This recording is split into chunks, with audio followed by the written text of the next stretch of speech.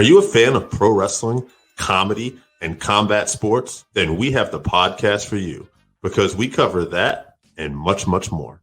Do you like to debate with your friends? Do we have the perfect segment for you? It's the 531, where we take any given subject, break it down to a top 5. From there, we debate it down to 3, and then into that number 1 spot. If you want to get a hold of us, find us on our social medias. Search Working Fans Podcast on any major social media platform. And if you want to find the podcast, search for us on any major podcast platform, as well as YouTube. Working Fans Podcast. We put in the work so you don't have to.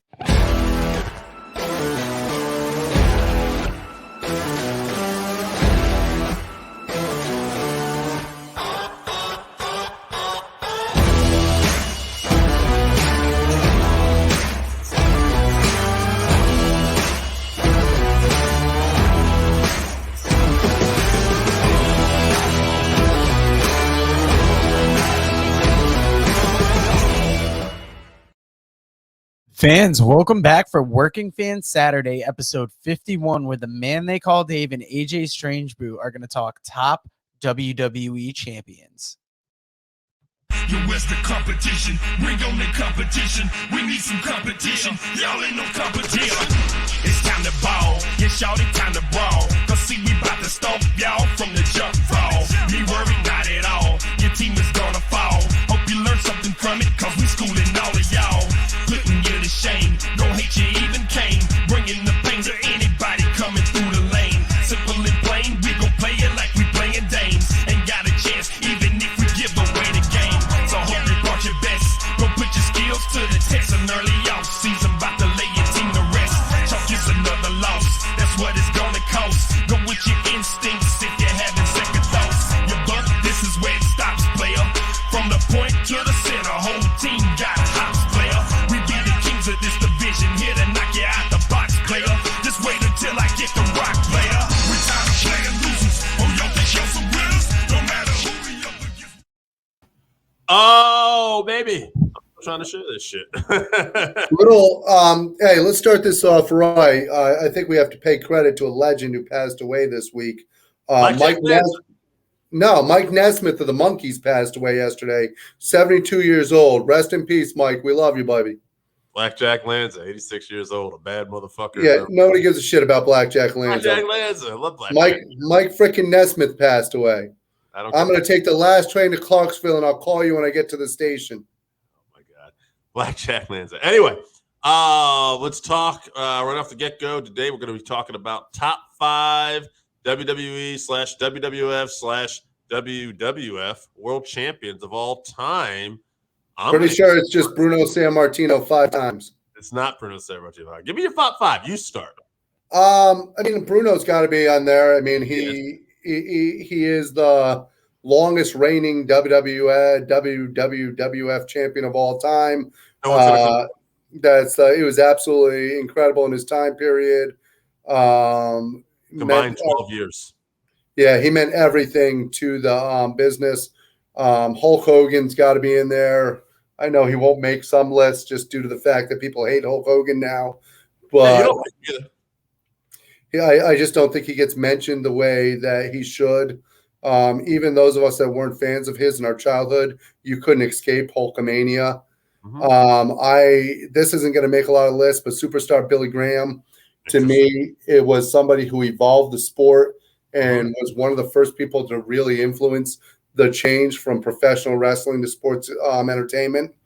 With his microphone work, with his mic work, he wasn't necessarily the best in-ring general, but he's one of the best of all time. John Cena, if he doesn't make your list, I'm sorry for you, because he has held the belt as many times as anybody in the sport, and he has meant as much over the last 20 years to the WWE as anybody possibly could have. And then the 5th spot, to be honest with you, was the toughest one. Sure. Because there are so many WWF champions because they've watered down the pool by making everybody, hey, you want a belt? You want a belt? Oh, you get a belt. And, oh, you're now a 13-time champion. They've watered it down to a point where it's pretty much pointless at this point to pick anybody else from the modern day.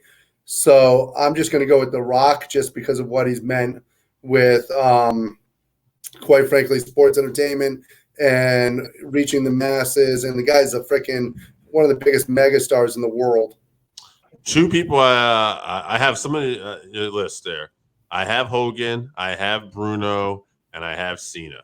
Where we disagree is on the two other people you picked. So I didn't think you would have superstar Billy Graham.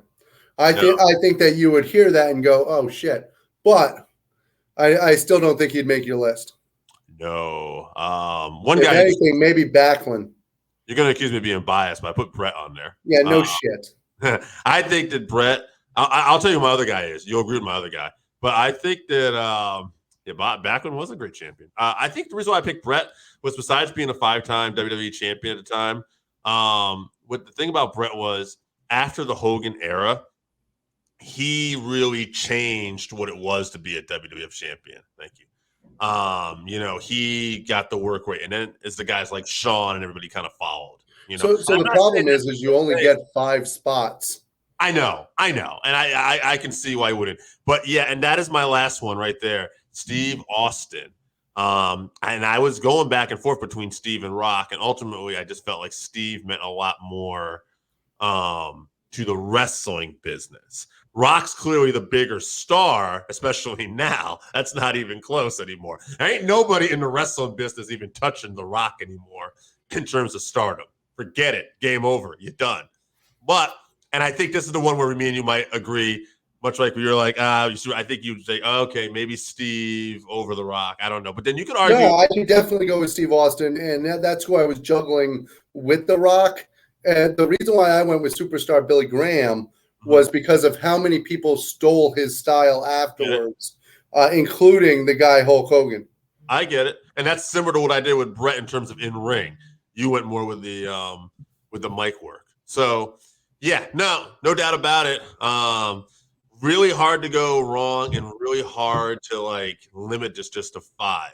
There are so many great WWF champions. Like we heard in the comments there, Buddy Rogers didn't make our list. But to be fair, to me, Buddy Rogers was a quick transitional champion. He was the first ever. Dave, give me one second. Don't do what you got to do. I got this all day. And now we're talking about Backlund. Here's a joke. He's out of here. But need to handle this. Bob Backlund, he was a great WWF champion. Held it for, I want to say, 4 to 6 years, his first run. And then he came back and won it almost 20 years later. So, I mean. Wait a minute. Who are you talking about? Backlund, sir. Oh, Backlund, absolutely. Backlund definitely had an opportunity to be in there and meant as much to the business as anybody in that time period. He was supposed to just be transitional. Superstar Billy Graham was the transitional champion because you were going babyface to babyface. They didn't want to take anything away from Bob Backlund being a babyface by having him beat Bruno. Right. So, but Backlund wasn't supposed to be the champion as long as he was. He was just beloved by Vince McMahon Sr. And then Vince McMahon Jr. was absolutely appalled by how boring he thought. Yeah, well, here's the thing about Backlund. I mean, in terms of legitimacy, in a time period where you had hookers and shooters and people that might try to legitimately beat up your champion, you really couldn't go wrong with having Bob Backlund as your world champion. He was more than handling himself. No, nobody could actually get the belt off him unless he wanted to. And, at least when the Iron Sheik went in there in the ring with him, you had somebody else who was a world-class wrestler at the same time. But it was a similar thing with Hulk Hogan. I mean, Hulk Hogan talks about stories about being nervous going in there with the Sheik because there was all kinds of talk about the Sheik maybe breaking his leg or freaking not wanting to give him the belt. Now, I'll ask you before we talk about our top 5 of the week here, in terms of Bob Backlund and everything like that, do you think that Backlund doesn't get the credit he deserves? I don't think he does. He made everybody look fantastic. If you look at his matches, look at his bunkhouse matches with Sergeant Slaughter. Absolutely incredible. Is that even or Patterson had those? No, he had those. Patterson had them also, but they both did them. The difference is that Backlund obviously being the champion at the time. So it just Backlund doesn't get the credit anywhere near what he deserves. What is this here? We got Finn Balor for WWE title after New Year, triple threat WWF, GOAT of NXT, and inaugural Universal Champion for WWE title, and hopefully win King of the Ring before getting released. Yeah, Finn had a very short reign only because of the injury and stuff like that. He's a guy I'd like to see them do more with and actually put the title on and get a run with. I don't know why they seem to not want to do anything with Finn Balor. Yeah. People get behind him. People love the Demon. People love what he does. He's a great heel when he wants to heel. He's great offense when he wants to be on offense. I'd be curious when his contract comes up. I'd be wondering where he ends up. Crowded though. Yeah, I was gonna say it's starting to get a little crowded on the other side. Yeah, which is why I don't think Johnny Gargano is gonna pick a spot right away. I think we'll see him wait it out. But yeah, I don't know, man. I'd be curious. If we were doing like if this wasn't just top 5 WWF champions of all time, if this was just top 5 world champions of all time, how many of the guys you pick would still make your list? I feel like Bruno still has to make a list. How does Bruno not make the list? Right. There's nobody who you got to remember in that time period, the WWF was literally running basically 3 big venues. Right. The big venues were Boston Gardens, Madison Square Gardens, and Philadelphia. And it was very big on heritage and ethnicity and stuff like that. And they had this Italian champion who meant the world to those fans. And they had that in every culture for some reason. They had their heels were a certain ethnic background. Right. You had Pedro Morales, who was, once again, huge with the Hispanic background. And in that time period, nobody was larger in the WWF or in that spectrum and nobody sold out Madison Square Garden more. Like the Buzz is saying, it's the classic WWF model. It's what they did. It was a good guy and a bad guy, and whatever market you were in, if you were a large Hispanic crowd, your Hispanic guy, they would bring Pedro there, and that would be huge, and they would have a villain go after him. Absolutely. Even Hulk Hogan was kind of, I think, derivative, like they were trying to do like the Irish population and stuff like that. At first, yeah, absolutely. Yeah. I was gonna say, like, if you were doing this like just as world champions, I would say off the top of my head, and I could probably think about this a little more, Race, Bruno, Hogan, Flair is almost like my immediately top 4. And then NWA is so much easier than the WWF. I mean, Thesz has got to be on the list, in my opinion, because he held the belt for a longer period of time than most human beings did, and his career spans so long. Then you've got Flair, obviously, Race. If you want to throw the Briscoes in there, you can throw Jack Briscoe in there. Dusty Rhodes. A top 10 of like top world champions. I feel like Vern Gagne might even make a list, even though it's like AWA, just because AWA was a powerhouse at one point, and he was basically the man, even though obviously he owned the promotion. But AWA would be a lot easier. There's Vern Gagne, Nick Bockwinkel, and then that's it. It might be, but now, those are the top 2 that come to my mind. Other than like guys that really didn't hold it too long, but Kurt Hennig and Jerry Lawler. Sure, Jerry Lawler, Kurt Hennig. Lawler still has the belt. Yeah, he does have the belt. Yeah, he never gave it away. All right, so why don't we talk our top 5 of the week? For me, it's funny. There's a couple little ones I could mention. Like I was very happy with some tag team wrestling this week. Mustache Mountain won the NXT UK belts. Guys, check out this program. Jordan Devlin and Dragunov got into it this week. We talk a little bit about it. I was going to list that whole program because it's 1 hour. I was going to list that whole program as one moment. Yeah. Really. MLW had a strong show this week. Danny Limelight Rivera, former guest of the show, and Slice Boogie won the tag titles off of Los Parks. Really, some of the highlights for me, you got to go with MJF as like a baby face.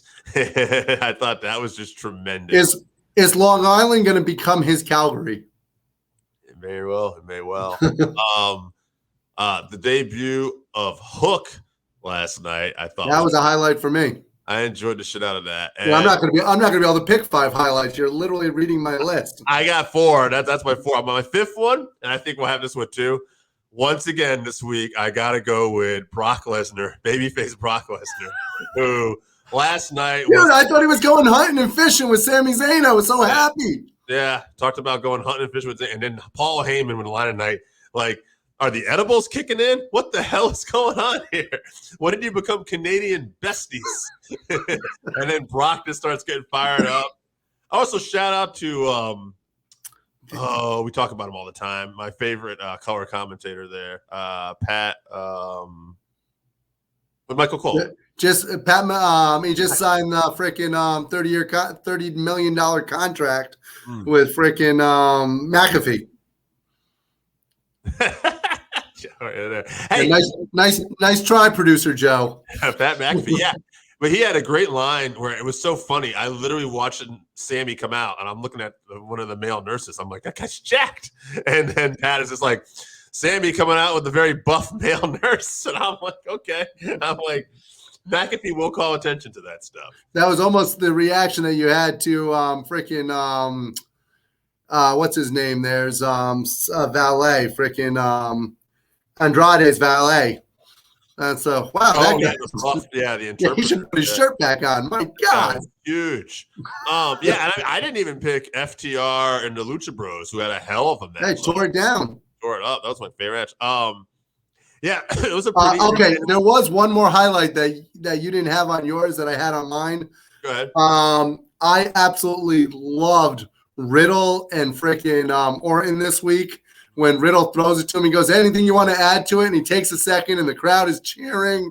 And literally Orton, with the best timing that you'll see, just goes, "No, I got none." I thought that was great. I have to say, one thing I really we'll talk about SmackDown a little bit. Sure. And we'll talk about these shows individually. But I did not enjoy. Okay, this didn't make any sense to me. And somebody else called attention to it. I think it was on Post, or it might have been in another podcast. But basically, Xia Li comes out to make the save for Naomi. But she does the whole. Where is Raven Asuka? Sorry. I don't know. But like Xia Li does this whole long entrance before she makes the save. And it's kind of like, are you coming down? Or like, well, not only that, but at that point, couldn't Naomi have just ran away? Couldn't run away. She could have got. Who knows what could have happened? And the Xia is so She could have just walked away. Yeah. Yeah. That would have been funny if you just saw her walk past Xia Li.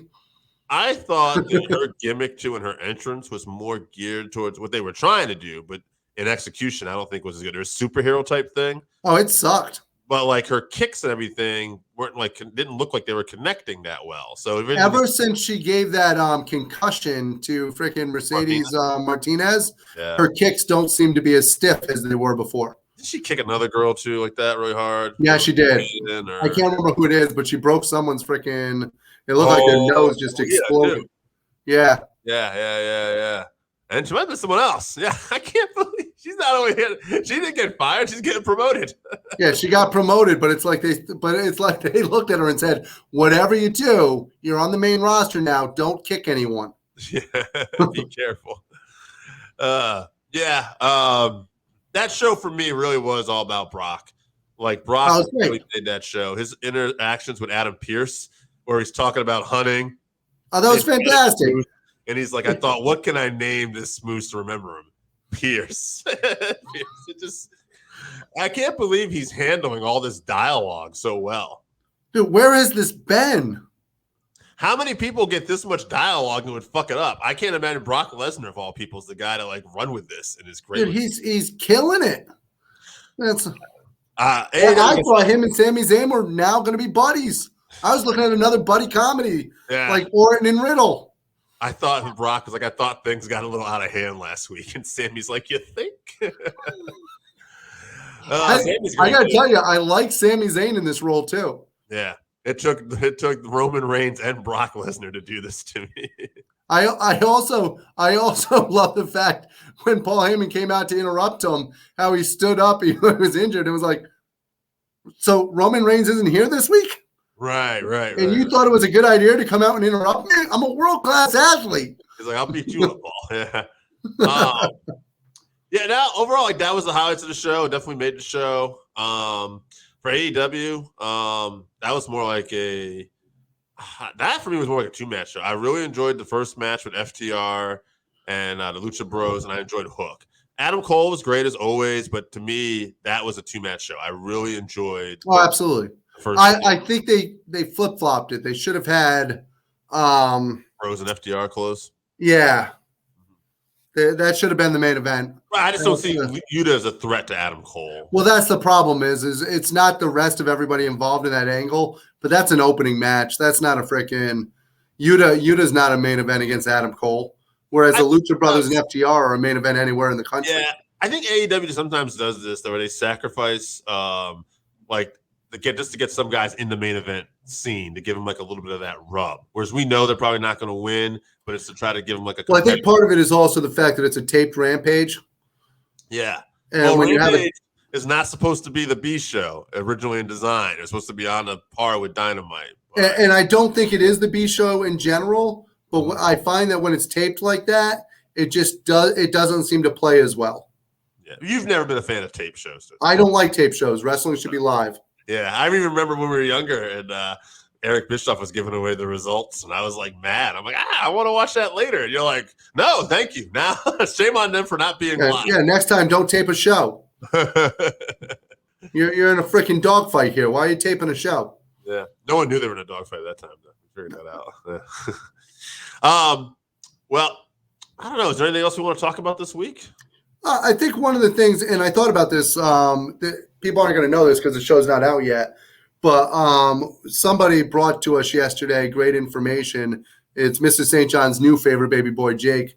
He brought to us a statement, and it was basically that Vince is, out of touch, and how much has he affected wrestling storylines and people's careers over the last year, and what we watch with the cuts that he's made and with the decisions that he's made over the last year. And I don't know. And I thought about this long and hard last night. And to me, it's who he's got in his ear now. It seems like he no longer has wrestling guys in his ears, that now he has this other con and other principal people that have nothing to do with wrestling, who are just basically telling him, you need to trim the fat here. You need to trim the fat here, with no wrestling knowledge whatsoever. And he's listening to them more than he's listening to his wrestling guys. So I'll tell you a story that I didn't even talk about yesterday. I was at my friend Rob's the other day, and we were talking about Rob has been studying the stock market for years and years and years, and he doesn't pay attention to WWE. But I showed it to him. He looks, He's like, this actually isn't that bad. He's like, this is much better than some companies. And as he's telling me that, I'm thinking, yeah, that's probably where most of their attention goes rather than their actual product. And I do wonder someday if that's going to eventually hurt their stock, though, knowing that what I know as a consumer. But what I said before one time, I believe on the show, and I still hold this to be true in my mind, I think the company has just gotten too big and they can't manage. I think there's too many people and nobody's got like a quality control guy in here to say, hey, this doesn't make sense. We did this before, or, this just doesn't, it's just nobody really, it's just all falling on Vince still. Well, the problem is he's brought in people now who business-wise make sense. When you look at the stock portfolio, these guys, what they do is control losses and profits and all that stuff when it comes to the stocks. And that's great, except for he's letting it affect the actual everyday product. And some of the cuts that he's making don't even make sense. How can it be cost effective to spend time making promos? And let's take the group there, freaking what were the rap guys there? Hit Street or whatever they were. Oh, Hit Row. Yeah, Hit Row. There you go. Let's take Hit Row, for instance. You've got 4 people. You bring them up onto the roster. You make promos for them. You set up everything for them. You give them time on your show for multiple weeks, and then you cut one of them. You go, okay, we're going to focus. We found our package here. We're going to focus on this. We're going to make it work. This is our group. 2 weeks later, they're all gone. Yeah, it's wild. So how can it be cost effective to spend that money and give up on it that quickly? And I don't know if everybody understands too, like a lot of people go, oh, well, the independent business is better right now and stuff like that. And AEW is growing. But the thing about it is, like, if WWE wasn't hurting itself and say they were getting bigger too, it's probably better for the whole business. Like the business usually tends to grow because then more people are there. So like it hurts the whole business. Like luckily there is a portion of that other business going to grow because there's people that are like, I'm a hardcore wrestling fan, so I'm going to watch this instead. But the other big thing is, and you've been in management and businesses, when you bring somebody in and you train them and you invest in them and you put this money into them, you expect a certain amount of investment back. But if you cut them before you get that investment, you're pretty much just taking the money and throwing it out the window. And to do that and to bring these guys up and do what they did with them, or to do with the cuts that they've done with Keith Lee, with freaking Killer Cross, with Taya Valkyrie, with all of these people that they've cut through and let go and got rid of, you're literally just taking the money that you spent training them and throwing it out the window. Yeah. I mean, I don't know. I can't really argue that. Obviously they'll show like when they have their quarterly meetings, they're going to show that, we cut cost here and we're just profitable. But yeah, from that standpoint too, it does seem like a waste of money. Like, why did we have these guys hired in the first place? I guess maybe you hope that they're going to show you something, but you're not really giving them time to. So. Yeah, now we're just regurgitating storylines. I mean, how many times have we seen the guy get his head shaved and come out with a freaking wig, for Christ's sakes? It's just on NXT. I know. Yeah, just regurgitating shit. I thought of Kurt Angle too. He had on a similar the headgear and everything. Yeah, and Kurt Angle's only one of them. You can go all the way back to the '80s with Buddy Roberts, for Christ's sakes, and what happened with him with the hair, with the freaking. It's literally the same thing over and over again. It's just horrible. Well, on that note, now to depress me, I think maybe we'll pull the plug on this today. Pull the plug on it like somebody needs to with Vince's freaking career. Thank you for joining the Working Fans Podcast live show, where we do the work.